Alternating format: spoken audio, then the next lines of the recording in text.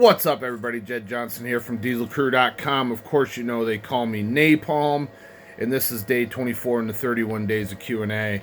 Getting right down to the wire, still waiting on some responses from some people who ask questions, and I need clarification on them. I think they'd be really good topics, and I'm actually interested in addressing those questions, but I'd really like to get the information that I needed, so I've gone back and replied to those people again to try to get them to come back and give me that clarification. Make sure you subscribe. Check out the playlist. It's in the description box.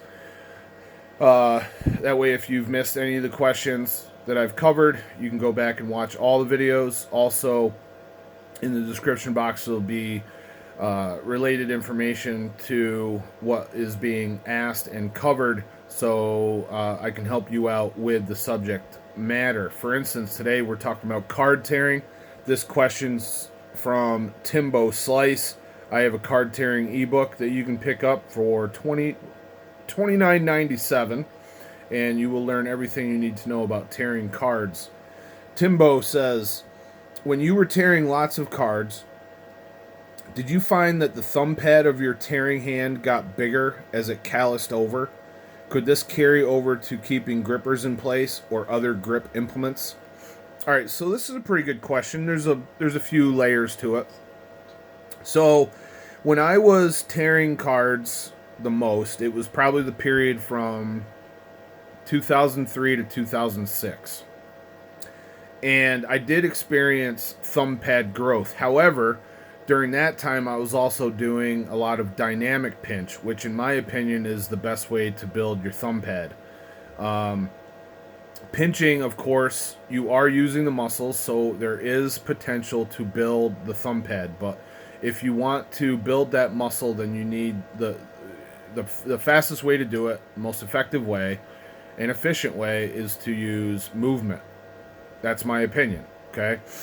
Now, at that time, I went from, in 2003, I went from not doing any particular grip training to lots of grip training. So that change in my training lifestyle probably led to gains. But I would say that the thing that made my thumb pad grow the most would be dynamic movement patterns. And card tearing is all virtually static, primarily isometric, very little eccentric, and almost no movement whatsoever. And he also says, was it because of it getting calloused over? The callousing that takes place really wouldn't generate that much of an increase in size. I'm sure that my skin thickened up on my thumbs, but I wouldn't even call it a callus. Just became a little bit tougher from the constant, going through cards. Back in those days, I would tear like at least a deck or two of cards like a few times a month, maybe even every weekend on occasion. I would go through spurts of doing quite frequent card tearing. So, just some thoughts on the frequency of card tearing that I was doing. Now, the last part of this, could this carry over to keeping grippers in place or other grip implements? Absolutely. You want to build your thumb pad. You want to have a decent-sized thumb pad for keeping the gripper in place, but you also have to remember that the thumb pad growth is like your last resort in keeping the gripper in place. It's actually, you want the gripper sitting much further ahead than your thumb pad.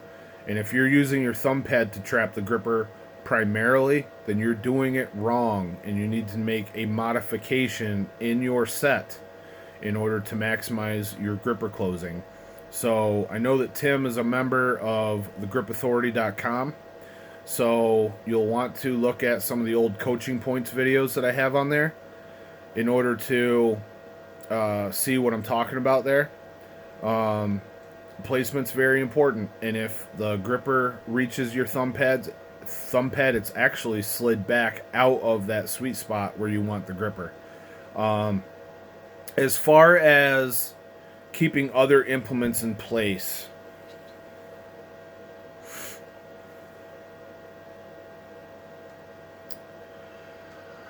I can't really think of anything right now where a big thumb pad is going to help you contain an implement where you want it.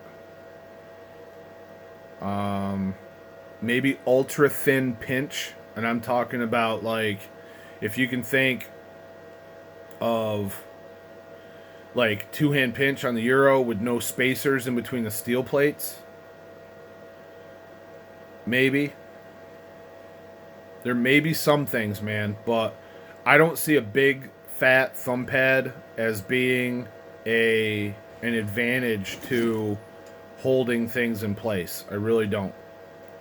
Maybe I'm just not thinking of it right now, but it doesn't seem like it's that big of an asset for anything. In fact, when you build your hands in general, when you build the size of your hands up, it can actually create a situation where it makes the implement that you're holding a little bit thicker. So if you think about this, anything you grip with your hand, there's a relationship between the size of the implement and the size of your hand. And also think of a center of gravity of your hand being somewhere in your palm. So when you thicken your hands and your fingers, there actually becomes more tissue in your hands. And it will cause a situation where your fingers will be like the center line, the centermost portion of your fingers will be further away from the center point of the implement. So as your hands thicken, it may actually hinder your grip. The first person that I ever heard talking about this was Louis Simmons back in, I think, like 2001 or 2002. He was addressing a clinic about powerlifting that first year that I heard him talk, and someone asked about training grip for to drop fewer deadlifts. And he said they didn't do that for two reasons. They didn't train grip in particular, specifically, because they didn't want to wipe out their central nervous system, which it would really be peripheral nervous system, I guess. And then he didn't want to have people building their hands up because it makes it tougher for you to wrap your hands around the bar. So if you already have smaller hands and your hands get thicker, it's actually going to work against you. So I hope my description of why it works against you makes sense. Basically, if you have long, thin fingers,